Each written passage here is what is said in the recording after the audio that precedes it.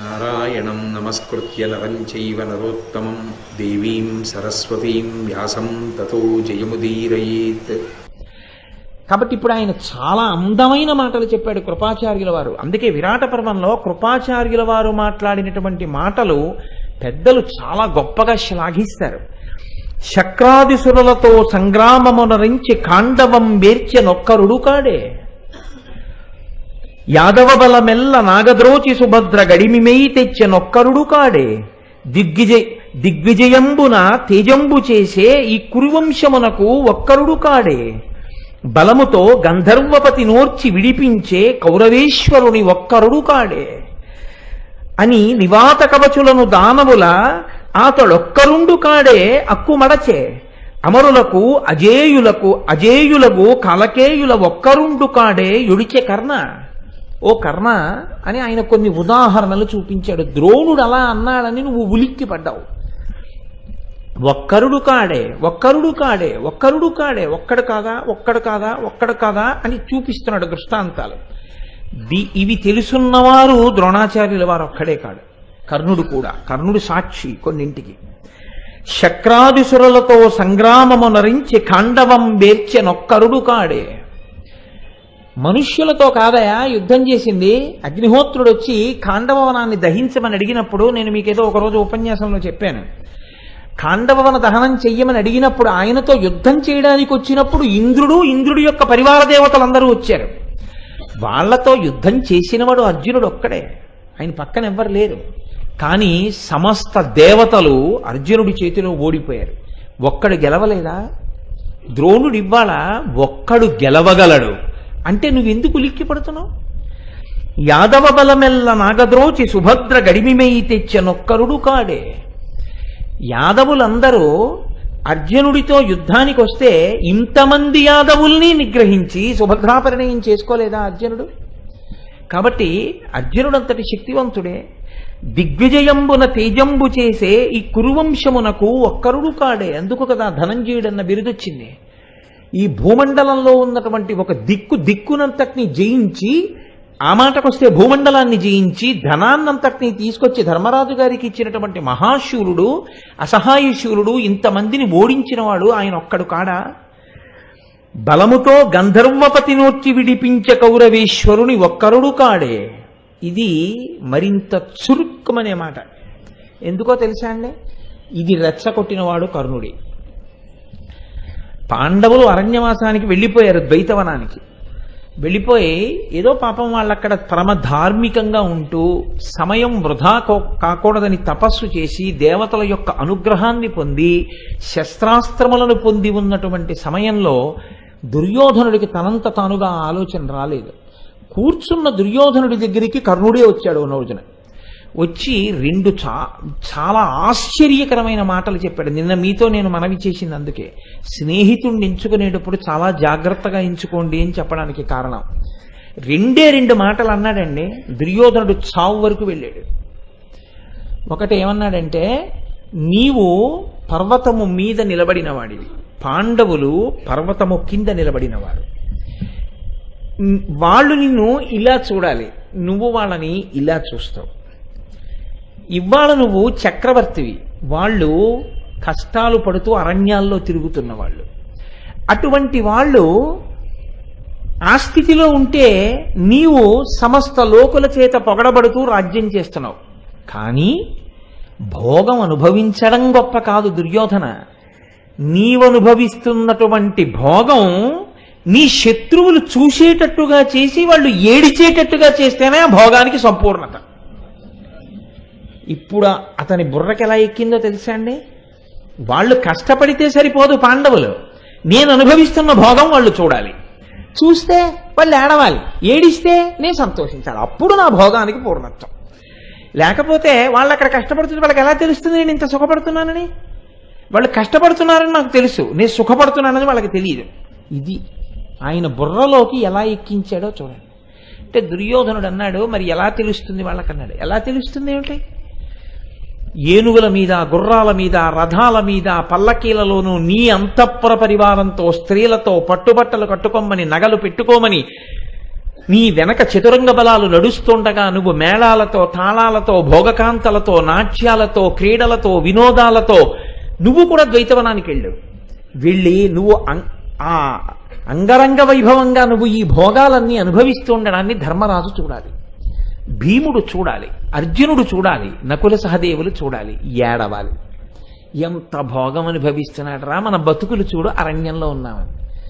నీ కాంతలు నగలు పెట్టుకుని, పట్టు చీరలు పెట్టుకుని వాళ్ళు తిరుగుతూ ఉండాలి. ద్రౌపదీదేవి నారచీరలు కట్టుకుని అడవిలో పర్ణశాలలో ఉంది. ఆవిడ వాళ్ళని చూసి ఏడవాలి, వీళ్ళకి భార్య నేనెందుకు, నేను పొందింది ఇదని. అప్పుడు నీ భోగానికి పరిపూర్ణత. అందుకని ఘోషయాత్రకి వెళ్ళన్నాడు. ఆయన అన్నాడు, మా నాన్న పంపడం, మా నాన్న రాజు, మా నాన్నకి పాండవులంటే భయం. పైగా పాండవులు ఇప్పుడు తపస్సు చేసి సర్వశస్త్రాస్త్రములను పొంది ఉన్నారు. అటువంటి వాళ్ళ జోలికెడితే నన్ను చంపేస్తారని నువ్వు వెళ్ళకు, పాండవుల జోలికి వాళ్ళు ఉన్న చోట నీకెందుకు, నువ్వు వెళ్ళొద్దంటాడు.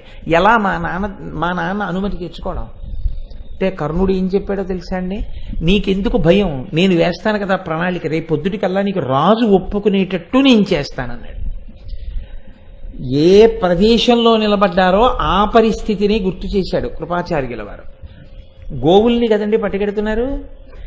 ఆ రోజున మరునాడు ఉదయం కర్ణుడు వచ్చాడు దుర్యోధనుడి దగ్గరికి. వచ్చి, నువ్వు బెంగ పెట్టుకోకయా, సమంగుడు అనబడేటటువంటి ఒక గొల్లవాణ్ణి తీసుకొచ్చాను, అతను ద్వైతవనంలో ఉంటాడు. ద్వైతవనంలో మన ఆవులన్నీ ఉన్నాయి, వాటిని సమంగుడు కాపలా కాస్తుంటాడు. ఆ గొల్ల జాతి వారందరూ కాపలా కాస్తుంటారు. నేను అతనితో ధృతరాష్ట్ర మహారాజు గారికి ఓ మాట చెప్పిస్తాను. మహారాజా, ఆవులు ఇన్నాళ్లు సంతోషంగా ఉన్నాయి, కానీ ఇప్పుడే అడవిలోంచి క్రూర మృగాలన్నీ వచ్చి గోవులను చెనకుతున్నాయి. అందుకని మీరు వచ్చి వేటాడి చంపాలని అడుగుతాను, అడిగేటట్టు చేస్తాను. ధృతరాష్ట్రుడు అంధుడు, వెళ్ళలేడుగా వేటకి. కాబట్టి ఇప్పుడు గోవుల్ని రక్షించడం రాజు ప్రథమ కర్తవ్యం కాబట్టి తప్పకుండా నిన్ను పిలిచి వెళ్ళమంటాడు. కళ్ళు లేవుగా, ఘోషయాత్రగా వెళ్ళు. ఆ ద్వైతవనంలోనేగా ధర్మరాజు ఉన్నాడు. వద్దు, ఆవులు చచ్చిపోతే చచ్చిపోయాయి, రాడు మా రారాజు అనడగా రాజు, అందుని ఇలా ఒప్పిస్తానన్నాడు. ఆ సమంగుడు ఎలా మాట్లాడాలో కూడా నేర్పాడు. నేర్పి దగ్గరుండి కర్ణుడు శకుని తీసుకెళ్లారు ధృతరాష్ట్రుడి దగ్గరికి. ఆయన కనపడుతుందా ఏమి పాపం, ఇదిగో సమంగుడు వచ్చాడన్నారు, అది తిరిగాడు. వాళ్ళు చెప్పవలసిన మాటలు చెప్పారు, విన్నాడు, ఏమీ చెప్పలేదు, ఏమీ మాట్లాడలేదు. కర్ణుడు అన్నాడు, గోరక్షణ కొరకు అడుగుతున్నాడు, రారాజుని పంపండి అన్నాడు. నేను పంపనన్నాడు ధృతరాష్ట్రుడు. ఏమన్నాడు, కష్టాలలో ఉన్న పాండవులు అగ్నిహోత్రం లాంటి వాళ్ళు, పరమతేజోమూర్తులు, ధర్మాన్ని అవలంబించేవాళ్ళు. అందులో భీమసేనుడు కినుక వహించి ఉన్నాడు, దుర్యోధనుడు ధూర్తుడు. కష్టాలలో ఉన్న పాండవుల దగ్గరికి వెళ్ళి తాను ఎంత గొప్పగా ఉన్నానో చూపించుకోవాలనుకుంటాడు. పాండవులే చెలరేగారా, ఆ అగ్ని వీడిని బూడిద కింద మారుస్తుంది, అందుకని వీడు వెళ్ళడానికి వీల్లేదన్నారు. అంటే శకుని కర్ణుడు కలిసి ధృతరాష్ట్రుడికి బోధ చేశారు. ఆవుల్ని రక్షించడానికి వెళ్ళడానికి పాండవుల్ని అసలు దుర్యోధనుడు చూడడానికి సంబంధం ఏమైనా ఉందా? ఆవుల్ని రక్షించడం అంటే ఏం చేయాలి? క్రూర మృగాల్ని వేటాడడానికి వెడతాడు. క్రూర మృగాలను ఎక్కడ వేటాడతారు? బాగా దట్టంగా ఉన్న అడవిలోకి వెళ్ళి వేటాడతారు. ధర్మరాజు ఎక్కడ ఉన్నాడు? ఒక సరోవరం ఒడ్డున ఆశ్రమం కట్టుకుని ఉన్నాడు. ధర్మరాజు దుర్యోధనుడు ఎందుకు ఎదురుపడతారు?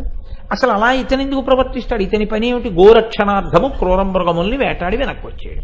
దానికి మహారాజా నీకు అంత అనుమానం అయితే అలాగా? ఒక మంచి పనికి కొడుకుని పంపకపోతే ఇంకా రాజు అయ్యుండి ఉపయోగం ఏముంది? రారాజు అయ్యుండి మంచి పని చేయలేకపోతే దుర్యోధనుడికి ఉపయోగం ఏముంది? అయితే అలా ఉంటారా అన్నాడు ధృతరాష్ట్రుడు. ఉంటాడు, అయితే వెళ్ళండి అన్నాడు. ఈ మాట అనిపించుకున్నారుగా, అంతే ఘోషయాత్రకు బయలుదేరారు. ఇప్పుడు అంతఃపురకాంతల్ని కూడా బయలుదేరదీశాడు. ఓహో తప్పెట్లు, తాళాలు, నృత్యాలు ఇన్నింటితో బయలుదేరాడు. వెళ్ళాడు, ఆవులు ఎక్కడికి ఉన్నాయో అక్కడికి వెళ్ళాడు. చక్కగా ఆవుల పాలన్నీ తాగాడు. చాలా బాగున్నాయి ఆవు, నన్నయ్య గారు ఎంత వర్ణించారో అదంతా. ఆ ఆవుల పాలన్నీ తాగాడు. తాగి సంతోషంగా ఉండొచ్చు కదా, ఉండలేదు. ఉండకుండా అక్కడి నుంచి బయలుదేరి ధర్మరాజు గారు ఎక్కడ ఓ సరోవరం ఒడ్డున పర్ణశాలలో ఉన్నారో అక్కడ ఒక వేదికని నిర్మాణం చేయండి, అక్కడ ఒక చిన్న క్రీడాగృహం లాంటిది కట్టండి, నేను ఆ సరోవరంలో రాణివాసపు కాంతలతో జలక్రీడలు ఆడతాను, అది పాండవులు చూసి ఏడవాలన్నాడు. వీళ్ళు వెళ్ళి అక్కడ ఇల్లు కడుతున్నారు. కడుతుంటే ఎక్కడి నుంచో గంధర్వులు వచ్చారు. వచ్చి ఇది మా ప్రభువు చిత్రసేనుడు జలక్రీడలాడే సరోవరం, ఇందులోకి నువ్వు ప్రవేశించడానికి వీల్లేదు, కాబట్టి ఎవరు కడుతున్నారు ఈ ఇల్లు, మేము పడగొట్టేస్తున్నాం, మీరు ఇక్కడికి రావడానికి వీల్లేదన్నారు. వాళ్ళు వెళ్ళి చెప్పారు దుర్యోధనుడితోటి. దుర్యోధనుడు అక్కడి నుంచి వెంటనే కర్ణుడు ఉన్నాడుగా, మీకెందుకు మహాప్రభు, నేను వెళ్ళి చంపేస్తాను వాళ్ళందరినీ, అయితే వెళ్ళండి అంతే. కత్తులు డాళ్ళు అన్నీ పట్టుకున్నారు, యుద్ధానికి వచ్చేసారు. ఆ కనపడ్డ గంధర్వుల్ని చంపేశారు. వాళ్ళ మీద బాణాలు వేస్తుంటే వాళ్ళు వెళ్ళి మిగిలిన వాళ్ళు చిత్రసేనుడికి చెప్పారు. ఆ చిత్రసేనుడు కొన్ని లక్షల బలగాన్ని పంపించాడు. మిగిలిన వాళ్ళందరూ పారిపోయారు. కానీ ఒక్క కర్ణుడు మాత్రం నిలబడి యుద్ధం చేస్తున్నాడు. ఆ సమయంలో ధర్మరాజు గారు జోక్యం చేసుకోలేదు. ఆయన సద్యస్కందము అని అరణ్యంలో దొరికేటటువంటి కాయలతోటి పళ్ళతోటి చేసేటటువంటి ఒక క్రతువు, ఆ క్రతువు చేస్తున్నాడు ఆయన. కాబట్టి ఆయన నిశ్శబ్దంగా ఉన్నాడు. ఏం జరుగుతోందో చూద్దాం అనుకున్నాడు. ఈలోగా ఆ చిత్రసేనుడే యుద్ధానికి వచ్చాడు. ఇన్ని లక్షల మంది ఏకకాలంలో కర్ణుడి రథం దగ్గరికి వచ్చి కొన్ని వందల మంది కలిసి ఆయన గుర్రాల్ని చంపేశారు. ఆఖరికి ఆ రోజున ఏం చేశారంటే నువ్వు గింజలు ఎంతంత ఉంటాయో అంతంత ముక్కల కింద విరిచేశారు కర్ణుడి రథాన్ని. విరిచి యుద్ధానికి వచ్చినటువంటి దుర్యోధనుడి యొక్క పెడరెక్కలు విరిచి అతని అంతఃపురకాంతాల్ని కూడా బందీకృతుల్ని చేసి రథాల మీద కూర్చోబెట్టి తీసుకుపోయారు. కర్ణుడు ఒక పక్క దుర్యోధనుడిని ఎత్తుకుపోతుంటే సిగ్గు లేకుండా ధనస్సు మూపును తగిలించుకుని ఆ బాణతూణీరాన్ని వీపు కట్టుకుని పరిగెత్తుకుంటూ పారిపోయి వికర్ణుడి రథం ఎక్కి పారిపోయాడు. ఎవరు ఘోషయాత్రకు వెళ్ళమని చెప్పాడో వాడు పారిపోయాడు. ఎవడు ఈ మాటలు నమ్మి వచ్చాడో వాడిని తీసుకుపోతున్నారు. ఎక్కడ వరకు తీసుకుపోయినప్పటికీ గంధమాదన పర్వతం దాకా తీసుకుపోయారు. పరమపర్వతమైన కులపర్వతాల్లో గంధమాదన పర్వతం ఒకటి. ఆ గంధమాదన పర్వతం వరకు తీసుకెళ్లి వాడిని స్వర్గలోకానికి తీసుకుపోతున్నారు. తన బిడ్డ అయినటువంటి అర్జునుడు ధార్మికులైన పాండవులు ఉన్న చోటికి అపహాస్యం చేయడానికి బయలుదేరి వస్తున్నాడు. కాబట్టి దుర్యోధనాదుల్ని పట్టి తీసుకురమ్మని ఇంద్రుడు గంధర్వుల్ని పంపించాడు. ఆ చిత్రసేనుడు అందుకు వచ్చాడు. ఇప్పుడు ధర్మరాజు గారు అన్నారు, మనలో మనకి గొడవ వస్తే మనం 5గురం, వాళ్ళు 100 మంది. మన మీదకి కానీ కౌరవుల మీదకి కానీ పరాయివాడు వస్తే మనం 105 మంది. జ్ఞాతులైన వాళ్ళు, అన్నదమ్ములైన వాళ్ళు ఎన్నడూ వీధిన పడి కొట్టుకోకూడదు. జ్ఞాతి అంటే వంశంలో ఉన్నవాడు అంటే అంత ప్రేమగా ఉండాలి, అలా రక్షించుకోవాలి. బయట వాళ్ళ దగ్గర ఎప్పుడు జ్ఞాతులు ఒకరినొకరు బలహీనం చేసుకోకూడదు. భీముడు ఒప్పుకోలేదు. కాగల కార్యం గంధర్వులు తీర్చారంటారు, అదే సామెత భారతంలోంచే వచ్చింది. మనం చేయలేని పని అన్నయ్య వాళ్ళు చేశారు, ఇంకా ఎందుకు అన్నయ్య జోక్యం చేసుకోవడం, నువ్వు అన్నీ ఇలాగే చెప్తావు, మేము వెళ్ళమన్నాడు. అంటే వీల్లేదు, నేను నా శాసనం, వెళ్ళి విడిపించి తీసుకురండి అన్నాడు. అప్పుడు భీమార్జునులు నకులు సహదేవులు వెళ్ళారు. వెళ్ళి చిత్రసేనుణ్ణి ఓడించి ఏమి గొప్ప యుద్ధం చేశాడో అర్జునుడు ఆ రోజున. యుద్ధంలో చిత్రసేనుణ్ణి ఒప్పించి మళ్ళీ రథం మీద తీసుకొచ్చారు దుర్యోధనుణ్ణి. అప్పుడు ధర్మరాజు గారి కాళ్ళ దగ్గర తలపెట్టి నమస్కారం చేసి నిలబడ్డాడు.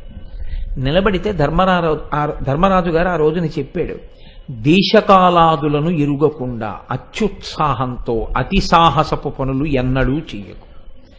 ఈసారి చేస్తే చేసావు, ఇప్పటికైనా బుద్ధి తెచ్చుకుని రాజ్యపాలన చేసుకో, సంతోషంగా వెళ్ళు అన్నాడు. అంటే అప్పుడు గంధర్వుల దగ్గర అర్జునుడు విడిపించిన తన వాళ్ళని తీసుకుని సిగ్గుతో వెళ్ళి ప్రాయోపవేశం చేస్తానన్నాడు. దుశ్శాసనుడు ఊరుకోబెట్టాడు, వేరు విషయం అనుకోండి. అది ఇప్పుడు కృపాచార్యుల వారు చెప్తున్నారు. ఏమయ్యా, ఆ రోజున అర్జునుడు ఒక్కడు కాదా, లక్షల మంది గంధర్వుల్ని తెగటార్చి ఓడించి దుర్యోధనుణ్ణి విడిపించిన వాడు, ఇంకా వేరే చెప్పాలా, నువ్వు పారిపోయావుగా అని. ఇప్పుడు నేను చంపుతానంటావేంటి అర్జునుణ్ణి, నేను ఓడిస్తానంటావేంటి? మరి ఆ రోజున గంధర్వుల్నే ఓడించలేకపోయావు. ఎవరు, నువ్వు ఒక్కడివి కాదు, కౌరవ సైన్యం అంతా కలిపి ఓడించలేకపోయింది. అటువంటి దాన్ని అర్జునుడు ఒక్కడే భీమసేనుడితో కలిసి ఓడించాడు. ఆనాడు నువ్వు పారిపోయావు, అర్జునుడు నిలబడ్డాడు. ఇప్పుడు అర్జునుడు వస్తుంటే నేను ఒక్కడనే చంపేస్తానంటే అది తప్పని ద్రోణుడు అంటే నీకెందుకు అంత కష్టంగా అనిపించాలి? ఇది ఎంత మర్యాదతో ఎంత సాత్వికంగా ఆవిష్కరించాడో చూడండి. బలముతో గంధర్వపతినోర్చి విడిపించ కౌరవేశ్వరుని ఒక్కరుడు కాడే అని నివాత కవచులను దానములనాతడొక్కరుండు కాడే ఎక్కుమడచే. నివాత కవచులనేటటువంటి రాక్షసుల్ని అన్ని కోట్ల మందిని చంపినవాడు ఒక్క అర్జునుడు కాడా? అమరులకు అజేయులకు కాలకేయులనొక్కరుండు కాడే యుడిచ కర్ణ కాలకేయాది రాక్షసుల్ని కొన్ని లక్షల మందిని అర్జునుడు ఒక్కడు కాదా చంపింది? ద్రోణాచార్యుల వారు అర్జునుడంటే సామాన్యుడు కాడు, ఒక్కడే వస్తున్నా మట్టు పెట్టగలడంటే నువ్వు ఎందుకంత కినుక వహిస్తున్నావు? ఒక్కడివే అర్జునుణ్ణి ఎదిరించకూడదు, మన వేపటువంటి వాళ్ళు లేరని ద్రోణుడు అన్నాడు. నువ్వన్నావు నన్నింత మాట అంటారా అని అన్నాలు తినండి అంటున్నావు, వెళ్ళిపోండి అంటున్నావు, పశువుల వెంట పొమ్మని అశ్వత్థామని అంటున్నావు. నేను నీతో ఒక మాట చెప్పనా? అర్జునుణ్ణి ఒక్కడే ఎదిరించడం ఎటువంటిదో తెలుసా? అతిశయంతో మాట్లాడుతున్నావు. మీరు అక్కర్లేదు, నేను ఒక్కడిని చాలని. ఒకడే అర్జునుడితో యుద్ధం చేయడం అంటే ఏచి మున్నీరు చెయ్యూత మీద సముద్రాన్నంతటినీ రెండు చేతులతోటి ఈత కొడుతూ దాటతానంటే ఎటువంటిదో అటువంటిది. అగ్ని నురుక పెద్ద అగ్నిహోత్రంలోకి దూకి బతుకుతానండం ఎంత అసత్యమైన విషయమో అర్జునుడి మీద ఒకడు యుద్ధం చేసి గెలవడం అంత అసత్యం. వాసుకి కోరలు పెరుక గడగి వాసుకి యొక్క కోరలు పీకి కూడా నేను బతుకుతానని ఎవడైనా అంటే ఎంత అబద్ధమో అంత అబద్ధం. అట్లు కాదే రాధేయ, నీవర్జునునకున బోర నెక్కటి మార్కొన బూనురవయ. నువ్వు ఒక్కడివి వెళ్ళి అర్జునుడితో యుద్ధం చేస్తాను అనడం ఇంత మూర్ఖంగా లేదా? కాబట్టి అటువంటి అధిక్షేపణతో కూడిన మాటలు మాట్లాడకు. నీ ఒక్కడివి కాదు యుద్ధం, అందరం కలిసి అర్జునుడిని ఎదుర్కొందాం అను. అది మర్యాదతో కూడిన మాట. అలా అనకపోతే వాళ్ళు నొచ్చుకున్నారు. అందుకు కదా అశ్వత్థామ అయితే మీరు చేసుకోండి యుద్ధం, విరాట్రాజు వస్తే చేస్తాం, అర్జునుడు వస్తే మేము చేయమన్నాడు. ఆ మనసు కష్టపడడానికి కారణం అది. నువ్వు సత్యమైన మాటని తిరస్కరిస్తున్నావు. కాబట్టి అందరం కలిసి యుద్ధం చేద్దామను అన్నారు. ఇప్పుడు చెప్పండి, కృపాచార్యుల వారు ప్రాజ్ఞుడై అతిశయాన్ని తగ్గించేటట్టుగా ఉదాహరణలు చూపిస్తూ ఆయన ఎంత మర్యాదతో కూడిన పెద్ద మాట మాట్లాడాడు. మాట చాలా గొప్పది కావచ్చు, అంగీకరించడానికి హృదయం ఉండాలిగా, సంస్కారం ఉండాలిగా. సంస్కారం లేదనుకోండి, అవతల వారు ఎంత గొప్పవారమనివ్వండి, చెప్పిన మాట మీరు అంగీకరించే సంస్కారము మీ ఎందుకు కొరబడిపోతే అది మీ అభ్యున్నతికి హేతువు కాలేదు.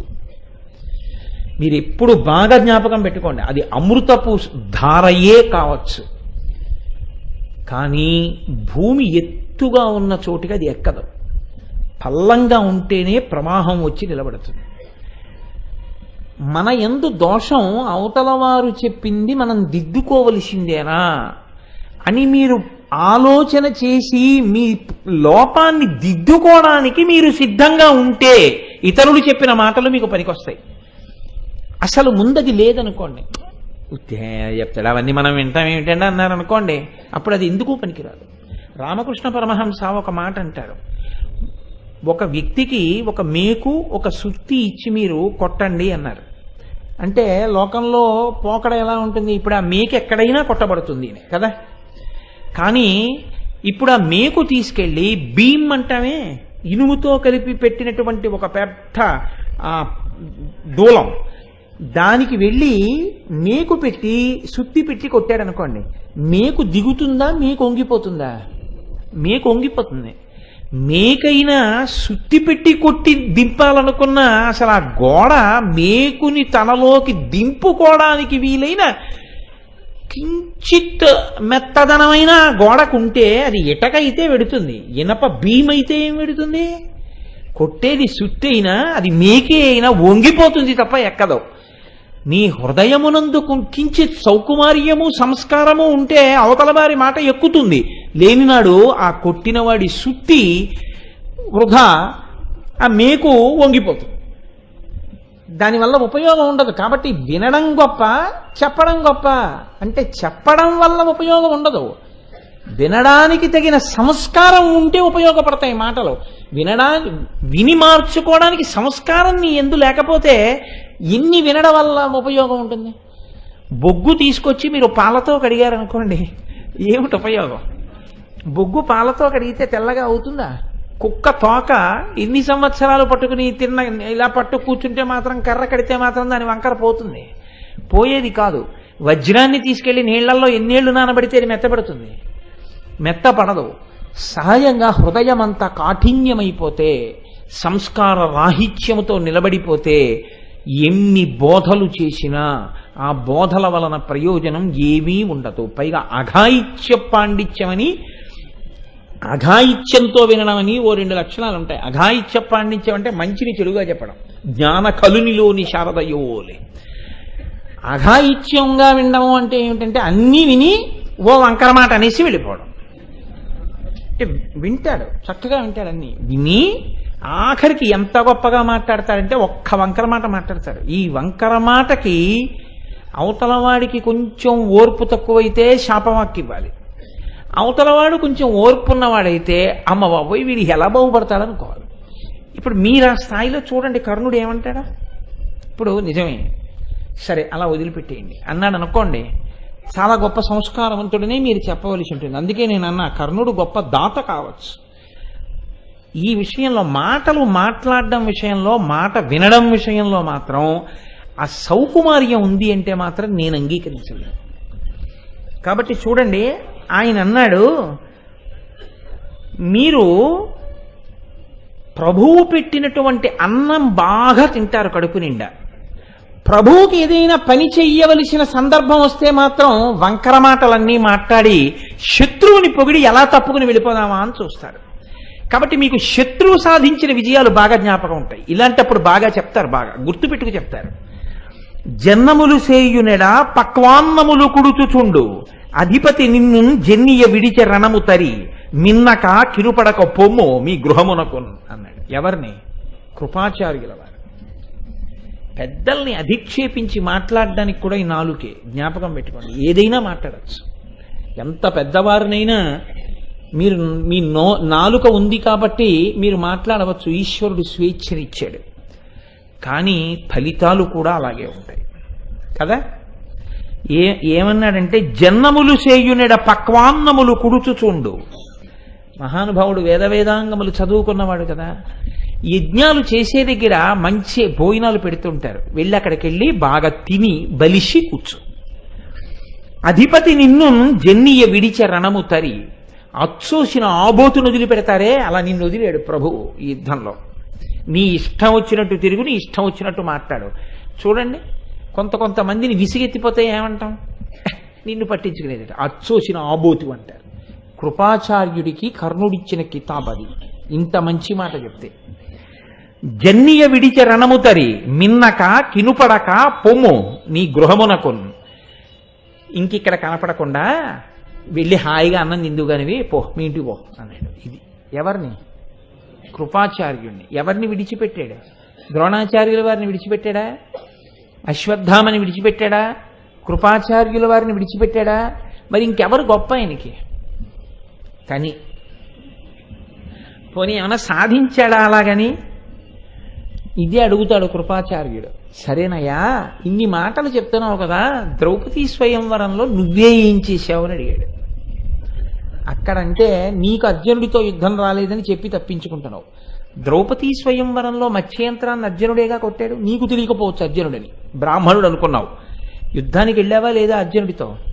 అర్జునుడితో యుద్ధం నీకు వచ్చినప్పుడు ఆయన బాణాలతో నిన్ను కప్పేస్తే, నాతో యుద్ధం ఇలా చెయ్యాలంటే ఇద్దరే చెయ్యాలి, పరశురాముడు చెయ్యాలి, అర్జునుడు చెయ్యాలి, నువ్వెవరు బ్రాహ్మణుడు అయ్యుండి ఇలా చేస్తున్నావని అడిగావా లేదా ఆ రోజున?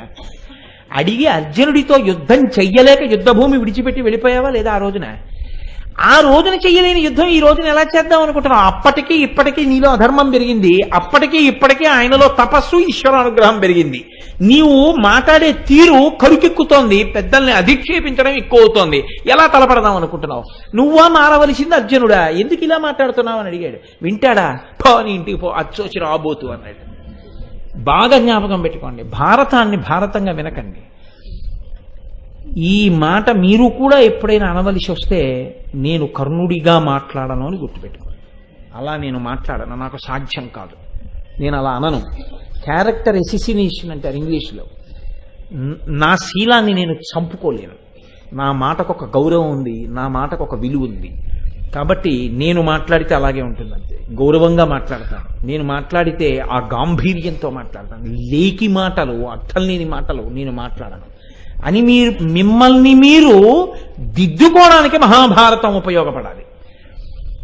కర్ణుడి తప్పించడానికి మహాభారతం పనికొస్తే కర్ణుడి దానశీలత కూడా నేర్చుకుని విమర్శిస్తే బాగుంటుందేమో. అప్పుడు మనం సహజ కవచ కుండలాలు కోసి ఇవ్వలేక్కర్లేదు. మన పిఎఫ్ రాసి ఇచ్చేయమంటే రాసి ఇవ్వలేని వాళ్ళం కర్ణుడిని విమర్శించడానికి సరిపోం కదా.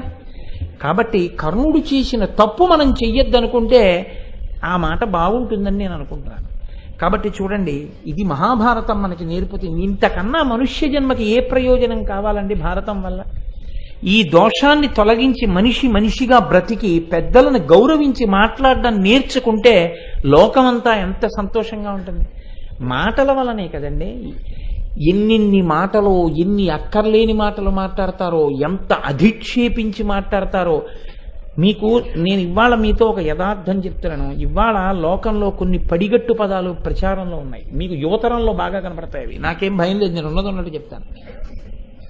ఎవరు కనిపెట్టారో కానీ రాక్షసాంశతో ఆనాడు ఎవరెవరు ఏం మాట్లాడారో పద్యాల రూపంలో అవి చిన్న చిన్న మాటలై వచ్చాయి. ఇవాళ మీరు చూడండి, నా మాట నేనే విన్ను, అదొకటి కొంతకాలం ప్రచారంలో ఉంది ఈ లోకంలో కదా. అలాగే అంత ఎక్కువ చేయకండి. పెద్దలు ఏదైనా మాట్లాడారనుకోండి, మీరు అంత ఎక్కువ చేయకండి. అంత ఎక్కువ చేయకండి అంటే నువ్వు అంతటి వాడివి కావు, అంత ఎక్కువగా భావించుకుని మాట్లాడకు. ఇవి కర్ణుడి మాటలు, ఇవి దుశ్శాసనుడి మాటలు, ఇవి దుర్యోధనుడి మాటలు కావా? ఇవి యువతరం యొక్క రక్తంలోకి ఎక్కించి మహాభారతానికి వారసులుగా బతకవలసిన జాతిని నాశనం చేయడం, సంస్కృతిని హత్య చేయడం కాదా? ఖచ్చితంగా నేరమే. మాట విలువ, మాట గౌరవం తెలుసుకుంటే ఒక పాత్రకి మాట రాసేటప్పుడు కూడా జాగ్రత్తగా ఉండాలి కదా. నేను అలాగే చెప్పగలను అంతే. కాబట్టి ఇప్పుడు భీష్ముడు జోక్యం చేసుకున్నాడు. భీష్ముడే. మనం అందరం ఏం ఊహిస్తాం? ఊహించడం ఏమిటంటే పరమసత్యం. యుగాలే మారిపోయినా ఆయనకి తర్పణ ఇస్తాం. అంతటి మహాపురుషుడు భీష్ముడు. అక్కడ యుద్ధభూమిలో కాదు, అర్జునుడు వచ్చినా నమస్కార బాణం వేయవలసిందే. అర్జునుడు ఏమిటి? కృష్ణ పరమాత్మ అంతటి వారు కూడా ఒక మాట అన్నారు, ఈయనే శరీరం విడిచిపెట్టేస్తే ఇక ఈయనలా లోకానికి చెప్పగలిగిన వాడు లేడు. ఆయన శరీరంతో పాటే చెప్పగలిగిన ఆ సమర్థత కూడా వెళ్ళిపోతుంది. ఒక్కసారి ఆచార్యుడైన వాడు, గురువు, ఆచార్యుడంటే నా ఉద్దేశం గురువు అని, ఆచరించి మాట్లాడేవాడు, మాట్లాడినది ఆచరించేవాడని. కాబట్టి గురువు శరీరాన్ని వదిలేశాడు అనుకోండి, గురువుకి ఏమైనా లోట లేదు. ఎందుకనంటే భీష్ముడు అంపశయ్య మీద పడుకుంటే అర్జునుడు వచ్చి తాత గంధపు చెక్కలు, నీతికొండలు, బ్రాహ్మలు వచ్చేశారన్నాడు. దేనికి? అది ఏమైనా అన్నమా వడ్డించడానికి? నీ దేహాన్ని కాల్చడానికి తీసుకొచ్చేసామన్నాడు. ఎప్పుడు? శరీరంలో ప్రాణం ఉండగా. చాలా సంతోషం రా నాయన, మాఘమాసం శుక్లపక్షం వచ్చింది, ఉత్తరాయణం, వదిలిపెడతానన్నాను కదా, ఈ శరీరాన్ని వదిలిపెట్టేస్తాను. ఎంత మంచి మనవడివిరా, ఈ శరీరానికి అంత్యేష్టి చెయ్యాలని, దీనికంటూ కొడుకులు లేరని, దీనిని కాల్చడం కోసం బాధ్యత ఎత్తుకుని వచ్చావా నాన్న? అలాగే విడిచిపెడుతున్నానని ప్రాణాలని ఆశ లేకుండా బొటనవేలు నుంచి వెనక్కి లాగుతూ కృష్ణ పరమాత్మని అడిగి, అయ్యా ఈ వెళ్ళిపోతాను ఇంక ఈ శరీరంలోంచి, నన్ను అనుగ్రహించండి అని అడిగి వెనక్కి లాగి, ధర్మరాజు మాటలు వినండి, చక్కగా బతకండని చెప్పి శాంతి పర్వం. ఎంత శాంతి పర్వం అండి! మొత్తం శాంతి పర్వం భీష్ముడి మాటలే. వినడానికి యోగ్యుడు ధర్మరాజు ఒక్కడే. ఒక్క ధర్మరాజుకి ఎన్ని చెప్పాడో. శాంతి పర్వం, అనుశాసనిక పర్వం, 2 పర్వాలు మాట్లాడాడు మహానుభావుడు అంపశయ్య మీద పడుకొని. ఎందుకు మాట్లాడాలైనా? నేను మాట్లాడకుండా వెళ్ళిపోతే ఈ లోకానికి ఎలా ప్రవర్తించాలో ఎలా తెలుస్తుంది? కాబట్టి నేను అంపశయ్య మీదే పడుకునున్నా, అంపశయ్య మీద పడుకోవడం అంటే మాటలా అండి? బొటనవేలు ఇలా పెట్టడానికి చోటు లేనట్టు కొట్టారు బాణాలు. దాని మీద పడున్నాడు, శరపంజరం మీద. రక్తం అంతా ఓడిపోయింది, ఇలా కదలడానికి లేదు, బాణాలు గుచ్చుకుపోయి ఉన్నాయి. అలా పడుకుని ఉన్నవాడు యుద్ధభూమిలోనే ఉన్నాడు. చుట్టూ ప్రేతాల వాసన, అదంతా కొంత మీరు వింటారుగా మహాభారతం, అప్పుడు చూద్దురు కానీ అంత శుభ్రం చేసి ఏర్పాట్లు చేస్తే యుద్ధభూమిలోనే పడున్నాడు ఉత్తరాయణం వరకు. అటువంటి మహానుభావుణ్ణి కృష్ణ పరమాత్మ యోగంలో చూసి ఈయనే వెళ్ళిపోతే ఇక చెప్పేవాడెవరు? అందుకని ధర్మరాజా, అడిగితే కదా చెప్పడం, వెళ్ళి నేర్చుకో, విను, అడుగు అంటే తప్పకుండా అడుగుతానని పరిగెత్తుకొచ్చాడు. అడిగినదే తడవు. అంపశయ్య మీద పడుకొని చెప్తూ, నేను చెప్పాలా తండ్రి? నువ్వు చెప్పంది నేను చెప్పగలనా? నాకేమొచ్చని చెప్పను, లోకంలో నువ్వు చెప్పినదేదో అది ప్రచారం అవుతుంది, అది సత్యం. భీష్ముడికి ఏం తెలుసు? నీవు చెప్పంది నేను చెప్తానా? భగవద్గీత చెప్పిన వాడివి నువ్వు. తండ్రి నువ్వే చెప్పచ్చు కదా. అలిసిపోయాను, అంపశయ్య మీద ఉన్నాను, ప్రాణములా కడగంటిపోతున్నాయి, ఇప్పుడు నేనేం చెప్పనని అడిగాడు. అడిగితే నేను నీకు వరం ఇస్తున్నాను, నీకు దేహబాధ ఉండదు, నీకు స్మృతి చెడదు, నీకు కించిత్ నిప్పి ఉండదు, ఆకలి దప్పులు ఉండవు, మాట్లాడన్నాడు కృష్ణుడు. ఎందుకు ఇవ్వాలంత వరం? 2 కారణాలు చెప్పాడు. ఒకటి, నీ వంటి అనుభవమును గడించి శాస్త్రములను మధించిన మహాత్ముడి శరీరం ఉండగా మాట్లాడింపచేసి వినకపోతే లోకం గుడ్డిదైపోతుంది, మార్గం తెలియదు. 2, నీవు మాట్లాడేది నేను మాట్లాడమా తండ్రి, నువ్వు మాట్లాడంటున్నావు. నీవు మాట్లాడినా నీలోంచి మాట్లాడుతున్నది నేనే. అయితే నేనుగా మాట్లాడకుండా నీలో నుండి ఎందుకు మాట్లాడుతున్నానో తెలుసా? నువ్వు అంతటి ధార్మికుడవు కనుక, అంతటి భక్తి తత్పరుడవు కనుక నీలో నేనుండి నీ ద్వారా మాట్లాడి నీకు కీర్తినిప్పిస్తున్నాను. భీష్ముడైన గొప్పవాడని కాబట్టి నువ్వు మాట్లాడన్నాడు. అంతటి మహాపురుషుడు భీష్ముడంటే. ఇప్పుడు భీష్ముడే తలుచుకుంటే నోర్మొయ్ అనగలడు కర్ణుడిని. అనడం కాదు, ఎడంకాలతో తన్నగలడు. పోతలకి ఏమిటి అధిక్షేపణ, ఎవరు నువ్వు అని అడగగలడు. రాజ్యాన్ని మాట కోసం తృణం కింద విడిచిపెట్టాడు మహానుభావుడు. మనవలు తన కళ్ళ ముందు. అయినా సరే ధర్మానికి కట్టుబడి రథంలో అలా ఉన్నాడు. జుత్తు నిరిసిపోయినా కూడా ఆ ధర్మానికి అలా కట్టుబడిపోయిన మహాపురుషుడు. ఆయన అంటున్నాడు, ద్రోణుడు యథార్థం మాట్లాడాడు, అశ్వత్థామ యథార్థం మాట్లాడాడు, కృపుడు యథార్థం మాట్లాడాడు. ఈ కర్ణుడికి మాట్లాడడం చేత కాదు, ఇతనికి దేశకాలాదులు తెలియవు. భీష్ముణ్ణి అధిక్షేపించాడు కురుక్షేత్రానికి ముందు. ఇతను ఎప్పుడూ యుద్ధోన్మాది, దుర్యోధనుణ్ణి రెచ్చగొడుతూ ఉంటాడు. అరుల గుణములైన అగ్గింతురెప్పుడు కలయబెరిచినప్పుడు కలితనంబు మెరయుదురు మహాత్ములు, ఎరుగడు తుది మొదలు ఎట్టివారినితడు బెట్టు పలుకు అన్నాడు. చచ్చిపోవాలి ఇంకోడైతే, మారాలి కనీసం జీవితంలో. భీష్ముడంతటి వాడన్నాడు, ఎదుటివారు శత్రువులైనా వారిలో ఉన్నటువంటి గుణములను గుర్తించి కీర్తించడం, మెచ్చుకోవడం మహాత్ములైనటువంటి వారికి ఉండే లక్షణం. మహాత్ములు కాబట్టి వాళ్ళు కీర్తించగలిగారు. ఇతనికి లోకంలో మహాత్ముడన్నవాడు ఎవ్వడు లేడు కాబట్టి ఇతను ఎవరినైనా అధిక్షేపిస్తాడన్నాడు. చాలదండి ఆ మాట, మీరు పట్టుకున్నారా బాగా? ద్రోణుడు గుర్తించగలిగాడంటే అర్జునుడి ప్రజ్ఞ. కర్ణుడు కాదు అనవలసింది, ద్రోణుడు అనాలి. వీడెంత నీ నేర్పితే నేర్చుకున్నవాడు అనాలి, అనలేదు. మా నాన్నగారు నేర్పితే నేర్చుకున్నవాడు వీడెంత, మా నాన్నగారు అదుపు చేయలేదు ఏమిటని అశ్వత్థామ అనాలి, అనలేదు. వీడెంత చిన్నప్పుడు బాణం వేయడం నేను నేర్పానని కృపాచార్యుల వారు అనాలి, అనలేదు. మహాత్ములు కాబట్టి శత్రు రూపంలో అర్జునుడు యుద్ధానికి వస్తున్నా కీర్తించారు. అలా అనడానికి అర్హత లేనివాడు.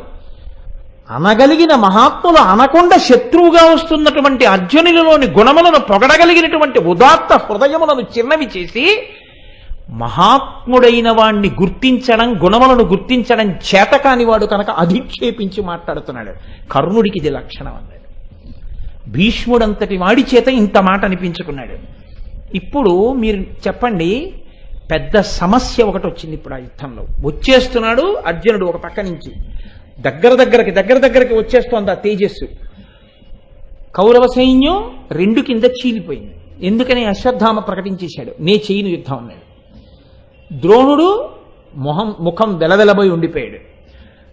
కృపాచార్యుల వారు చెప్పేశారు, నువ్వు తప్పు కర్ణ అని చెప్పేశారు. దుర్యోధనుడు మాట్లాడలేదు.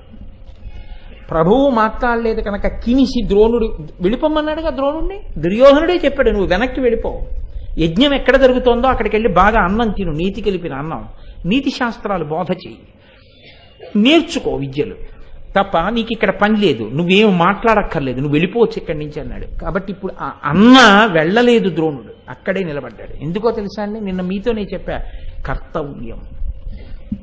అన్నాడని వెళ్ళిపోతే చచ్చిపోతాడు. ఏం ఆగుతాడు అర్జునుడి ముందు? ప్రభువుతో వచ్చిన వాణ్ణి ప్రభువు మనసు చిన్నబుచ్చుకుని నన్ను వెళ్ళిపోమ్మన్నా ఓర్చుకుని ప్రభువుని రక్షించుకోవాలి. ఈ కర్తవ్యానికి అక్కడ ఆగిపోయాడు ఆయన. అశ్వత్థామ యువకుడు కాబట్టి ఒక్క మాట జారాడు, అసలు విరాట్ రాజు వస్తే చేస్తాం, అర్జునుడు వస్తే చెయ్యం, మేము పక్కకి తప్పుకుంటాం. శకునితో పాచికలు ఆడించావుగా, తెచ్చుకో అన్నాడు. కృపాచార్యుల వారు ఇంచుమించు తేటతెల్లని చేసేశారు. అయినా ఇప్పుడు కర్ణుడు దుర్యోధనుడు ఎదురుగుండానే కృపాచార్యుల వారిని ఎక్కడ యజ్ఞం జరుగుతోందో అక్కడికి వెళ్ళి అన్నం తిను, నువ్వు అచ్చోసిన ఆబోతు అన్నాడు. కాబట్టి ఇప్పుడు అసమ్మదీయుల యొక్క సంఖ్య పెరిగిపోతోందా? ఇప్పుడు ద్రోణుడు, కృపాచార్యుడు, అశ్వత్థామ వీళ్ళ ముగ్గురు ఎటుంటే నాలుగో వాడు ఎటుండాలి? భీష్ముడు అటే ఉండాలి. కాబట్టి ఇప్పుడు భీష్ముడు, వీళ్ళు నలుగురు కలిసి యుద్ధభూమిలోంచి వైదొలగారనుకోండి, ఇంకా ఎవరైనా ఉంటారు అక్కడని మీరు అనుకుంటున్నారా? కర్ణుడే ఉంటాడు. కర్ణుడే ఉంటే దుర్యోధనుడి ఇంటికి ఎడతాడని మీరు అనుకుంటున్నారా? దుర్యోధనుడికి ఏమైనా అయిపోయిన తర్వాత వాళ్ళు బాధపడితే వాళ్ళ ధర్మం ఏమైపోతుంది? వాడు తెలియనివాడు, నీ తెలిసున్నతనం ఏమైంది? నీ ఓర్పు ఏమైంది? వాడు తెలియని వాడిని లోకమంతటికి తెలుసు, నువ్వు తెలుసున్నవాడని లోకమంతటికి తెలుసు, నీ తెలుసున్నతనం ఏమైపోయినట్టు అని ఎవరైనా అడిగితే ఏం చెప్పాలి? అందుకని వెళ్ళలేదు ద్రోణుడు. ఈ కర్తవ్యం, ఈ ఓర్పు అవమానింపబడినా నిలబడిపోయిన గురువుకి క్షమార్పణ చెప్పాలి దుర్యోధనుడు. అందుకు మాట్లాడటల్లా భీష్ముడు. సంస్కారం ఏమైనా ఉందా? ఏమైనా అంటాడా? కనీసం తాననవలసిన మాట కర్ణుడు ఎవరు అనడానికి? సామంతరాజు. ద్రోణుడు గురువు. ఆయన స్థాయి ఎక్కడ, కర్ణుడి స్థాయి ఎక్కడ? కర్ణుడు ద్రోణుడిని అండమే ప్రభువు ముందు, యుద్ధభూమిలో అంతమంది సైనికుల ముందు కృపాచార్యుల వారిని అండమే. అయినా ఊరుకుంటున్నాడే. ఊరుకుని తన పెద్దరికం పోగొట్టుకున్నాడు దుర్యోధనుడు. క్షమార్పణ చెప్పి నేను నా పెద్దరికం నిలబెట్టుకుంటాను, ప్రభువుని కాపాడుకుంటానని తాను క్షమార్పణ చెప్పుకుంటున్నాను భీష్ముడు. ఎందుకో తెలుసా అండి? మీరు గమనించండి, లోకంలో కొడుకు వీధిని బడి ఎవరినో కొట్టాడు అనుకోండి, తండ్రి లోపల నుంచి పరిగెత్తుకొచ్చి, అయ్యా పెద్దవాణ్ణి క్షమించండి, నేను మీ కాళ్ళు పట్టుకోకూడదు, ఆయుక్షీణం, ఇవి చేతులు కావంటాడు. ఇవి చేతులు కావంటే నేను మీ కాళ్లే పట్టుకున్నంటే, నన్ను చూసి విడిచిపెట్టేయండి మా అబ్బాయిని అంటాడు. తండ్రి ఏమైనా తప్పు చేశాడా? అంటే పెద్దరికం. నేను తండ్రినైనందుకు ఈ కొడుకుని రక్షించుకోవాలి, వీడి అజ్ఞానం నుంచి వీడు పాడైపోకుండా చూడాలి. అందుకని పెద్దరికంతో తాను తప్పు చేయకపోయినా మనసులో కుందిన తాను క్షమార్పణ చెప్పుకుంటాడు. ఇది ప్రేమ, ఇది కర్తవ్యానికి పరాకాష్ట.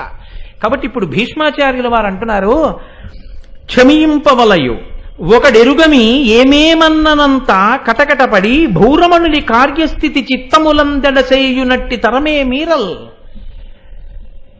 మీరు నన్ను క్షమించండి, పెద్దవాణ్ణి చెప్తున్నాను, ఏదో తెలియక ఇష్టం వచ్చినట్లు మాట్లాడేశారు, కానీ ఏదో ఇలా మాట్లాడేసినంత మాత్రం చేత మీరు కోప్పడి, మీరు బాధపడి మీరు ఇక్కడి నుంచి వెళ్ళిపోతే ఎంత ప్రమాదం సంభవిస్తుందో మీకు తెలుసు. కాబట్టి భూరమణిని కార్యమున మనం అందరం కలిసి ఇప్పుడు రాజుని కాపాడాలి. కాబట్టి నేను క్షమార్పణ అడుగుతున్నాను, మీరు దయచేసి ఉండండి అన్నాడు.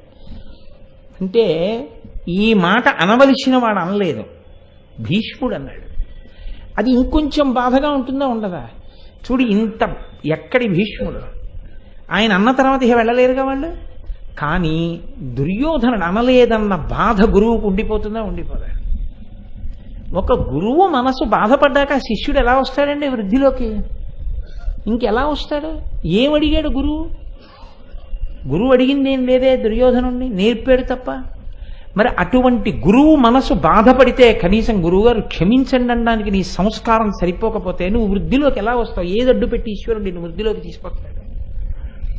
కాబట్టి ఇప్పుడు కృపాచార్యుల వారు అశ్వత్థామ కలిసి ఓ మాట అన్నారు. ద్రోణుడు ఏమనలేదు, ఎరిగి ఊరుకున్నాడంతే. ఎందుకంటే గురువు కోపం గడ్డి మంట. గురువు అంటే ఎవరండి? అన్నీ తెలుసున్నవాడు.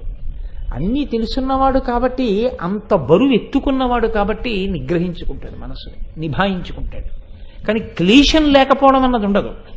కాబట్టి ఇప్పుడు అశ్వత్థామ కృపాచార్యుడు ఒక మాట అన్నారు, క్షమింపనెవ్వరము భూరమణిని కార్యమునకెవ్వరము ద్రోణుల చిత్తము శాంతి వంద చేయుట మము తలచుట ఇట్టులేలమా కొలదులకున్. అయ్యయ్యో అదేమిటండి, క్షమించడానికి మేమెవరం? భూరమణిని కార్యమునకెవ్వరము, రాజు తరపున కార్యం చేయడానికి మేమెవరం? పనికిరాని వాళ్ళం వెళ్ళిపోమన్నారుగా. మేమెవరం ఇక్కడ ఉండడానికి, మాకెందుకు క్షమార్పణలు? క్షమార్పణలు చెప్పించుకుని ఇక్కడ యుద్ధభూమిలో చేయడానికి పెద్ద పెద్ద వాళ్ళం మేం కాం కదా, మేము చాలా చిన్నవాళ్ళం, ఉండి చూడవలసిన వాళ్ళం. కానీ భీష్మాచార్య, మీరన్న మాటకి ద్రోణాచార్యుల వారి మనసు శాంతిస్తే మాకు చాలు, అంతకన్నా మేము కోరుకునేది లేదు, యుద్ధం చేస్తామన్నారు. అంటే సిగ్గుపడిపోద్దండి దుర్యోధనుడు. భీష్ముడంతటి వాడు కిందకి దిగి చేతులు పట్టుకుని క్షమార్పణ చెప్పి ఇలా నిలబడితే అప్పుడు బ్రతిమాలాడు.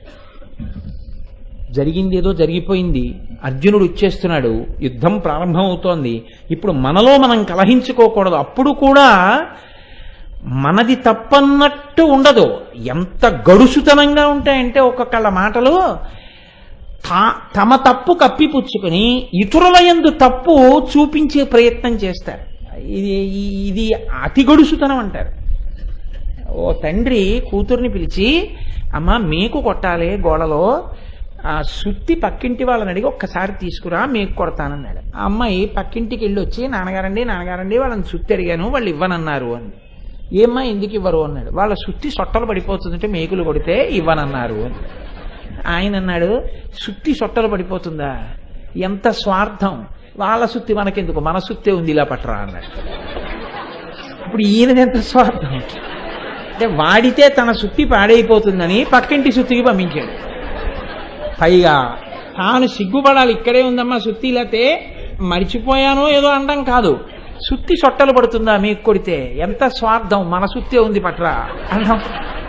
ఇప్పుడు అది మంచితనమా గడుసుతనమా? అది ఎలా ఉంటుందో తరచి చూస్తే తప్ప మంచితనం కాదు, అతి గడుసుతనం అని ఎలా కనపడదో దుర్యోధనుడు బతిమాలడం అలా ఉంటుంది తప్ప, తాను తప్పు తెలుసుకుని నిజంగా బతిమాలితే తన తల ఎక్కడ ఉండాలంటే ద్రోణుడి పాదాల మీద ఉండాలి, అలా పెట్టి బ్రతిమాల లేదు.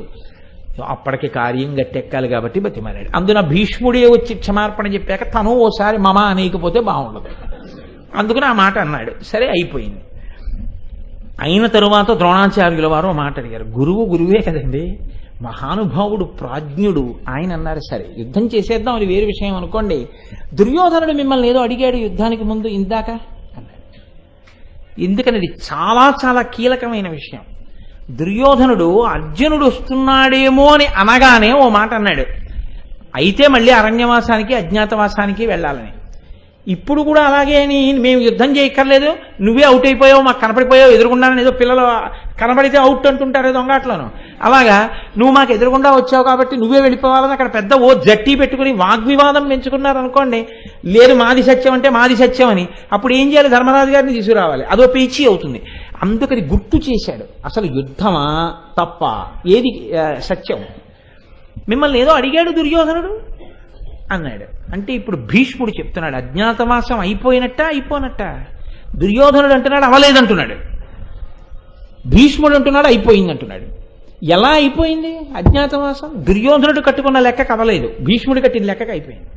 అజ్ఞాతవాసం అవడం అంటే 12 సంవత్సరములు అనగా 12 నెలలు. 1 సంవత్సరం అంటే 1 × 12 ఉండాలి కదండి, అది లేరుగా అంటున్నాడు. తన లెక్కకు వచ్చిన సంవత్సరాలని దృష్టిలో పెట్టుకుని, అంటే ఏదో ప్రభవ విభవ అలా లెక్క కట్టి ఇంకా అవలేదు 12 ఏళ్ళు 1 7 అంటాడు. ఇప్పుడు భీష్ముడు చెప్తున్నాడు, 2వ ఏటనొక్కండధిక మాసము ఇట్లెక్కిన ఎన్నెలలెల్ల గూర్చికొన 13 హాయనములు తప్పక నిన్నటితోడని నిండే అంత ఎరిగియు తమ పూన్కి ఎల్లను తీర్చితిమని పొడసూపే అర్జునుడు నేడు. పాండుపుత్రులు ధర్మపరులు ధర్మాత్మజుండు ఏరికధిష్టాత వారు ధర్మపదము తప్పుదురే.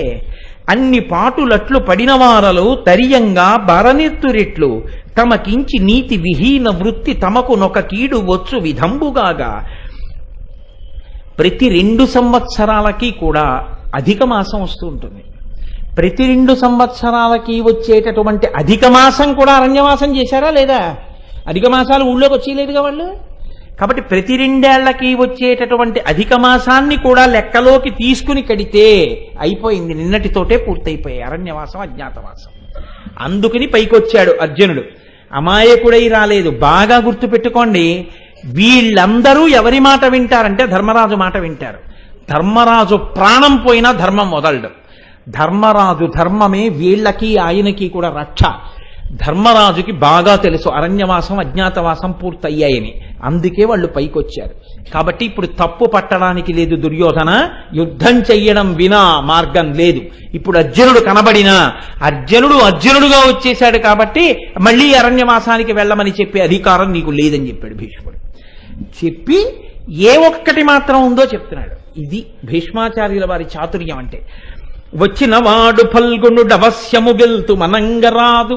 ఈ మాట ఇప్పటికీ లోకంలో సామెత కింద ఉండిపోయింది. పద్యం తిక్కన గారు ఎవరైనా వస్తుంటే ఏంటి ఏదో పని పర్వాలేదు ఆయనతో ఎలాగోలా మాట్లాడి చేయించేద్దాం అనుకున్నారు అనుకోండి, మీరు వెళ్ళేటప్పుడు ఒక పెంకి ఘట ఉందనుకోండి, అక్కడ అమ్మో ఈయనున్నాడే ఇక్కడ ఎలా అవుతుంది పని, వచ్చేటివాడు ఫల్గుణుడు కాన అవశ్యము గెలుతు మనంగరాదు అంటుంటారు. అంటే భీష్ముడు ఆనాడన్న మాట ఇప్పటికీ లోకంలో సామెతగా ఉండిపోయింది. తిక్కనగారి పద్యంలో పాదం వచ్చినవాడు ఫల్గుణుడు అవశ్యము గెల్తు మనంగరాదు, రా లచ్చికినై పెనంగిన బలంబులు రెండును గెల్వనేర్చునే, హెచ్చకు కుందకున్ తొడరుటెల్ల విధంబుల కూర్చు, అట్లుగా కిచ్చదలంచి యొక్కమెయి నిత్తరి బొందగు చేతయుంతగున్. భీష్ముడు కూడా ఈ మాటే చెప్పాడు. ఇప్పుడు యుద్ధమే మిగిలింది, ఎందుకంటే అజ్ఞాతవాస భంగము లేదు, యుద్ధమే మిగిలింది. కాబట్టి ఒక్కడొస్తున్నాడు కాబట్టి మనం గెలిచేద్దామని చెప్పడం కూడా కుదరదు. ఎందుకు కుదరదంటే వచ్చేడివాడు ఫల్గుణుడు, వస్తున్నవాడు అర్జునుడు. అర్జునుడు వస్తుంటే మనం అందరం గెలుస్తామని చెప్పడం కుదరదు, అటువంటి యుద్ధ ప్రావీణ్యం ఉన్నవాడు. రాలచ్చికినై అంటే రాజ్యలక్ష్మి కోసం రెండు పక్షాలు పెనుగులాడినప్పుడు ఎవరో ఒకరికే దక్కుతుంది ఆ రాజ్యం, రెండో వాళ్ళు ఓడిపోవడం అన్నది ఉంటుందిగా. అలా కాకుండా ఇద్దరూ రాజ్యమే ఏలుకోవాలి అంటే ఒక్కటే మార్గం ఉంది, సంధి. అది నీకు ఇష్టమా అన్నాడు దుర్యోధనుడి వంక తిరిగి. ఎంత చమత్కారం అడిగాడో చూడండి. అరణ్యవాసం అజ్ఞాతవాసం పూర్తి చేసి వచ్చారుగా, యుద్ధం చేస్తావా సంధి చేసుకుంటావా? యుద్ధం చేస్తే ఏ ఒక్కరో ఉంటారన్నాడు, నువ్వు ఉండవన్నది సత్యం. ఎందుకంటే వచ్చేడివాడు ఫల్గుణుడు కాబట్టి గెలుతూ మనంగరాదు, గెలవవు కాబట్టి నీకున్నది ఊడిపోతుంది. నీకు ఉండి ఆయనకి ఉండాలంటే యుద్ధం కాదు సంధి చేసుకోవాలి. ఏది చేసుకుంటావు అని అడిగాడు దుర్యోధనుడి వంక తిరిగి. ప్రభువుగా ఓ గౌరవం ఇవ్వాలి. కలిపురుషుడి అంశ, వాడు వింటాడా? వింటే ఇంకే. కాబట్టి ఆయన అన్నాడు, మనకు పాండురాజ తనయ వర్గమునకు ఎట్లు పొందుకలుగో, నేను రాజ్యభాగమీను సమరభంగిక విక్రమ నిరతి పూను, ఇది నిశ్చయము. నేను పాండురాజపుత్రులకి రాజ్యభాగం ఇవ్వను, కాబట్టి యుద్ధం వినా మార్గం లేదు, కాబట్టి పోరుకు సిద్ధపడండి. కాబట్టి ఇప్పుడు పోరు తప్పదు. ఇటువంటి సమయంలో వస్తున్నాడు అర్జునుడు. అర్జునుడు వస్తున్నటువంటి విషయాన్ని వర్ణించారు మహానుభావుడు తిక్కన గారు. ఆ కిరీటం యొక్క కాంతి, ఆ రథచక్రముల నుంచి రేగినటువంటి దుమ్ము మేఘాలై కమ్మేస్తే, ఆ గాంధీవము యొక్క వింటినారిని టంకారం చేస్తే దానిని మించి వచ్చినటువంటి ధనులు పిడుగులు పడినట్టుగా శబ్దం చేస్తుంటే ఆ దేవదత్తాన్ని పూరిస్తూ వస్తున్నాడు. వస్తుంటే ఇది దేవేంద్రుడికి తెలిసింది. తెలిసి ఒక్క అర్జునుడు 13 ఏళ్ల తర్వాత యుద్ధం శత్రువుల మీద, ఇంతమంది కౌరవ సైన్యం ఒక పక్క, కేవలం యుద్ధం చేస్తూ కూర్చుంటే ఆవులు వెళ్ళిపోతాయి హస్తినాపురానికి. ఇప్పుడు ఎలా యుద్ధం చేస్తాడు? యువతల వ్యూహకర్త ద్రోణుడు వెళ్ళి ఆవుల్ని ఇలా తోలుకొచ్చేయడానికి ఆవుల్ని పట్టుకుని దుర్యోధనుడు ఎక్కడో ఉన్నాడు. ముందంతా భీష్మ, ద్రోణ, కృప, అశ్వత్థామలు ఉన్నారు. వీళ్లతో యుద్ధం ఎప్పటికి తెములుతుంది? ఎప్పుడు ఎడతాడు? ఎప్పుడు ఆవులు తెస్తాడు? ఎంత చమత్కారమైన యుద్ధం! ఇంకొక్కడన్నవాడు లేడు, నేను ఒక్కడే చాలంటున్నాడు. గాంధీవం పట్టుకుని వస్తున్నాడు. ఇది చూడవలసిందే, కుర్చీ పట్టుకొచ్చేయండి అన్నాడు. అని అరుదగనిట్టులొక్కనికి అంతబలంబునకున్ మహోగ్ర సంగరమడుగన్ మనం బతుల కౌతుకమైంది కనుంగొనన్ సురీశ్వరుడు సుదర్శనంబను ప్రశంసకు నెక్కు విమానమెక్కి అంబరగతి వచ్చే దేవముని పంక్తులు సిద్ధ గణంబులు కొల్వగన్. ఆయనతో పాటు దేవగణాలు, ఋషిగణాలు అన్నీ కూడా వచ్చేసాయి. ఆవుల్ని వెనక్కి తిప్పేస్తాట, వీళ్ళందరినీ పడగొట్టేస్తాట, ఒక్కడే యుద్ధం చేస్తాట. తన కొడుకు సంతోషం కాబట్టి రండి రండి గబగబా వెళ్ళాలి మనం అని చెప్పి సుదర్శనం అనేటటువంటి ఒక విమానం వచ్చి ఎక్కి అంబర వీధిలోకి వచ్చి ఆ పైన నిలబడ్డాడు. ఇది రామరావణ యుద్ధాన్ని తలపిస్తుంది. అందుకని సురగణాలన్నీ వచ్చేసాయి, దేవగణాలన్నీ వచ్చేసాయి, ఆయనతో పాటు ఋషులు వచ్చేశారు. ఇప్పుడు స్టేడియం క్రిక్కిరిసిపోయింది, ఆకాశం ఖాళీ లేదు, అంతమంది పైన నిలబడ్డారు. ఆయన దగ్గరకు వస్తున్నాడు. ఇప్పుడు పాండురాజుని విడిచిపెడతారా? ఆయన్ని తీసుకొచ్చారు. స్వర్గమనున్న రాజులు చక్రవర్తులను యథోచిత ఛత్రంబులను నిజార్హ చామరంబులను చెలువొంద చారులీల కొలిచియుండిరి వేట్కలు కొనలు నిడుగా. ఇత పూర్వం గొప్పగా రాజ్యపాలన చేసినటువంటి చక్రవర్తులు, రాజులు వీళ్ళందరూ కూడా స్వర్గలోకవాసం చేస్తున్నారు. యుద్ధభూమిలో మరణించి పుణ్యం చేత స్వర్గలోకవాసంలో ఉన్నారు. ఇంత గొప్ప యుద్ధంట చూద్దాం రండి, వాళ్ళు ఇవన్నీ చేసి వెళ్ళిన వాళ్ళేగా, వాళ్ళకే అదే సరదా. అందుకని వాళ్ళందరికీ ఛత్రచామరాలు పట్టుకున్నారు. వాళ్ళందరూ కూడా వచ్చి నిలబడ్డారు. వెళ్ళిపోయినటువంటి చక్రవర్తులు వాళ్ళందరూ, శరీరాలు వదిలిపెట్టేసిన వాళ్ళందరూ వచ్చి ఆకాశంలో నిలబడ్డారు. వీళ్లతో పాటు పాండుమహీపాలుండా ఖండలు చేరువున పెద్ద గద్దియన అమరీమండలి వీచోపులిటగ నుండి కనుంగునుచు నుండి నుజ్వల భంగిన్. దేవేంద్రుడు అన్నాడు, పాండురాజు కొడుకు కదా మరి అర్జునుడు, అందుకని పాండురాజు గారికి ఇక్కడ ఏడా కుర్చీ నా పక్కన అన్నాడు. ఎందుకని ఇంద్రుడికి ఎదురుకుండా ఎవరు ఉండరుగా. అందుకని పాండురాజు గారికి ఓ పెద్ద ఆసనం వేశారు. దాని మీద పాండురాజు కూర్చున్నాడు. ఆయనకి కూడా చక్కగా చామరాలు వేస్తున్నారు. వేస్తుంటే అక్కడి నుంచి ఇంద్రుడు, పాండురాజు వాళ్ళందరూ ఆ యుద్ధం చూస్తున్నారు. వస్తున్నాడు, ఏం చెయ్యిస్తాడో చూడాలి, ఇప్పుడు ఈ యుద్ధం ఎలా ఉంటుందో చూడాలి. వెంటనే ద్రోణాచార్యుల వారు చూశారు, వ్యూహాన్ని మార్చాడు. దుర్యోధనుడి దగ్గర పావు వంతు సైన్యం ఉండండి, ప్రభువుని రక్షించాలి. ఆ వెనక, ఆ సైన్యం వెనకాతల గోవులన్నింటినీ పెట్టండి. గోవుల వెనక పావు వంతు సైన్యం ఉండాలి. ఆ పావు వంతు సైన్యానికి వెనక అరవంతు సైన్యం ఉండాలి. ఇందులో చతురంగ బలాలు ఉండాలి. చతురంగ బలాలకి ముందు నేను, భీష్ముడు, కర్ణుడు, అశ్వత్థామ, కృపాచార్యుడు, శల్యుడు, వికర్ణుడు, మేమందరం ఉంటాం. ఇప్పుడు గోవుల దగ్గరికి ముందు ప్రభువు రక్షింపబడతాడు. ప్రభువు దగ్గరికి వెళ్ళడం కుదరదు, అసలు అంత ముందుకున్నాడు. అసలు మమ్మల్ని దాటితే కానీ ఆవుల దగ్గరికి వెళ్ళలేడు. మమ్మల్ని దాటాలి. మమ్మల్ని దాటితే సగం సైన్యాన్ని దాటాలి. సగం సైన్యాన్ని దాటితే అప్పుడు ఆవుల్ని రక్షిస్తున్న సైన్యాన్ని కొట్టాలి. కొడితే ఆవుల దగ్గరికి వెళ్ళాలి. ఈలోగా మాతో యుద్ధం జరుగుతుండగానే ఈ సైన్యాన్ని పట్టుకుని దుర్యోధనుడు తీసుకెళ్లిపోతున్నట్టుగా హస్తినాపురానికి వెళ్ళిపోతాడు. కాబట్టి గోవులు వెళ్ళిపోయాయిగా, రాజ్యం నుంచి తరలించుకెళ్ళిపోయారుగా, ఇంకా అర్జునుడి ఖ్యాతే ఉంది. ఎక్కడున్నాడో అక్కడ కర్తవ్యనిష్టే. కాబట్టి వెంటనే వ్యూహాన్ని పన్నాడు ద్రోణుడు. ద్రోణాచార్యుల వారి వ్యూహరచన అంటే మామూలుగా ఉండదండి. యుద్ధం ఒకెత్తు, వ్యూహ రచన, వ్యూహ భేదం ఒకెత్తు. వ్యూహాన్ని భేదించడానికి కూడా అంత అనుభవం ఉండాలి, దీన్ని మించి ఉండాలి. కాబట్టి ఇప్పుడు గబగబా సైన్యం అంతా వ్యూహం కింద విడిపోయి నిలబడ్డారు. ఇప్పుడు అర్జునుడు రాగానే ఎవరు కనపడతారు? భీష్మ ద్రోణాదులు కనపడతారు. గభాలన ధనస్సెట్టి కొట్టడం కుదరదుగా, యుద్ధం చేయలేడుగా. చేయడమే మొదలు పెడితే భీష్ముణ్ణి దాటడమే, ద్రోణుణ్ణి దాటడమే. వాళ్ళిద్దరి తర్వాత కదా ఎవరి పేర్లైనా చెప్తే చెప్పవలసినటువంటి విషయం. కాబట్టి వాళ్ళిద్దరినీ ముందు దాటి వెళ్ళడం ఎలా? ఒకవేళ వెళ్ళినా ఏదో కించిత్ మూర్ఛపోయినా అర్ధచతురంగ బలాల్ని దాటే లోపల మళ్ళీ వీళ్ళు మూర్ఛ దగ్గర మళ్ళీ వస్తారు. ఏం జరుగుతుంది, ఎలా తీసుకొస్తాడు ఆవుల్ని? ఇది అందరికీ కూడా చాలా ఉత్కంఠతో ఉన్న సమస్య అన్నమాట. దీన్ని యథార్థంగా ప్రత్యక్ష ప్రసారం చూడాలి. అందుకని అందరూ ఆకాశంలో నిలబడ్డారు, చక్కగా నిలబడి చూస్తున్నారు ఇప్పుడు ఏం జరుగుతుందని. వచ్చేశాడు మహానుభావుడు ఆయన వస్తూనే అంత దూరం నుంచి చూశాడు ద్రోణుడు పన్నిన వ్యూహాన్ని. ఆ వ్యూహాన్ని చూసి ఉత్తరుడితో చెప్తున్నాడు, ఇది ఒక పెద్ద గట్టి మొన, ఈ మొన ముందట గోగణంబుతో నది ఒక అల్ప సైన్యము, అట ఆతల వేరొక కొంతసేన అల్లదే, ఇటు పంచిపెట్టజను అంతటిలోన వృధాభిమాన దుర్మద బహుభాషి అయిన కురురాజటంచనుచున్నవాడుకో. ఓ మా గురువుగారు పన్ని ఉంటారు వ్యూహం. అదిగో ముందంతా భీష్మ ద్రోణాదులు, వెనక సైన్యం, ఆ వెనక సైన్యం, ఆ తర్వాత గోవులు, తర్వాత సైన్యం, తర్వాత దుర్యోధనుడు. ఇంతమంది కనపడుతున్నారు, రాజు కనపడటం లేదు. అంటే రాజు అసలు కనపడకుండా దాచాడు గురువు. దాచి ముందు వీళ్ళందరినీ పెట్టాడు.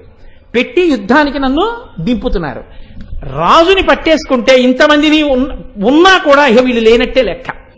నేను రాజుని పట్టేయాలి, కానీ రాజుని పడదామంటే నాకు అసలు రాజు కనపడకుండా దాచేశాడు ద్రోణాచార్యుల వారు. కాబట్టి ఈ మహాసముద్రంలా ఉంది సైన్యం. ఎక్కడున్నాడు దుర్యోధనుడు? అతడు సిక్కెనేని బలమంతయు విచ్చు మరల్పవచ్చు గోవ్రాతము, అట్ల అయిన సుకరంబుగా అంతట ఎల్ల తీరు, ఈ యాతత సేన ఎందతని నారసి కానకయున్న వీరిని క్లీతలజించి ఆ కదువ నేడగపోదముగాక వ్రిల్మిడిన్. ఉత్తర కుమారుడితో చెప్తున్నాడు, భీష్మ ద్రోణ కృప వీళ్ళందరితో యుద్ధం అనవసరం, తొందరగా గోవుల్ని పట్టుకోవాలంటే ఒక్కటే అవకాశం, రాజు ఎక్కడున్నాడో వెతికి రాజుని పట్టేయాలి. పట్టి రాజుని కానీ బంధించామా సేనంతా విచ్చిపోతుంది. సేన విచ్చిపోయి రాజు దొరికిపోయాడు అర్జునుడు కానీ హాహాకారం పొందిందా, గోవుల్ని మన ఊళ్ళోకి తరివేయచ్చు. గోవుల్ని ముందు విడిపించేసుకోవడం తేలిక, రాజుని పట్టుకోవాలి. వీళ్లల్లో ఎవరిని పట్టుకున్నా యుద్ధం పూర్తవుతుంది, అక్కడికి ఒక్కొక్కడు పడుతూ ఉంటాడంతే తప్ప యుద్ధం పూర్తయినట్టు అందరూ హాహాకారాలు చెలరేగడం, అందరమ్మ బాబోయ్ ఇప్పుడు ఎలా అని గుండెలు బాదుకునే స్థితి ఉండదు, ఒక్క రాజుని పట్టుకోవాలి. కానీ రాజు ఎక్కడున్నాడో కూడా తెలియట్లేదు అసలు ఇంత పెద్ద సైన్యంలో. నిజంగా అలాగే ఉంది ఇలా చూస్తే. కాబట్టి ఇప్పుడు ఎక్కడున్నాడు రాజు తెలియట్లేదు. కాబట్టి ఉత్తర కుమార ఒక్కటే ఆలోచన, మనం ఏం చెయ్యాలంటే ఈ ఎదురుగుండా ఉన్నటువంటి భీష్మ ద్రోణ కృపాచార్యుల వారి మించి యుద్ధానికి వెళ్ళకూడదు. ఇలా ఎదురుగుండా కనపట్టలేదు కాబట్టి వీళ్ల వేపుకి వెళ్ళినట్టు వెళ్ళి వీళ్ల వేపు రాజు లేడు కాబట్టి అటుపక్క నుంచి గోవుల దగ్గరికి వెళ్ళిపోదాం. అలా తిరిగి గోవుల దగ్గరికి వెళ్ళిపోయి ముందు గోవుల్ని విడిపించేద్దాం. గోవులు సరిహద్దు దాటి హస్తినాపురానికి వెళ్ళవు. గోవుల్ని విడిపించేశామా అయిపోయిందంతే, మన పని అయిపోయింది అక్కడికి. ఆ తర్వాత రాజు ఎక్కడున్నా వెతికి పట్టి కొడతాను. కాబట్టి అలా పోని రథాన్ని ముందొక్కసారి వాళ్ళని చూసి వెళ్ళిపోదాం, అలా పదన్నాడు. అంటే ద్రోణుడు ఎంత గొప్పగా వ్యూహం రచించాడో అంత గొప్పగా బదలగొట్టాడప్పుడే. ఇది అర్జునుడి గొప్పతనం. అందుకు కదండి అంత పేరు ప్రఖ్యాతులు వహించాడు మహానుభావుడు. నీ చెప్పడం తేలిక, యుద్ధ భూమిలోకి వస్తూ అర్జునుడు చూసి వెంటనే ఒక్కడు వ్యూహాన్ని భేదించడానికి అలా నిర్ణయం చేసుకోవడం అంటే ఏ సామాన్యమైన విషయమా? అందుకని ఈ నిర్ణయం చేసుకుని ఆ ఎదురుగుండా వచ్చాడు. భీష్ముడు, ద్రోణుడు, కృపాచార్యుడు ముగ్గురిని చూశాడు. చూసి ఒక్కసారి రెండు చెవుల పక్క నుంచి దగ్గర నుంచి వెళ్ళేటట్టుగా బాణప్రయోగం చేశాడంటే చాలా కాలానికి చూశాడు కాబట్టి తాతగారు గురువుగారు అని ఇద్దరిని కుశలమా అని ముగ్గురి పాదముల ముందు రెండేసి బాణాలు వేశాడు.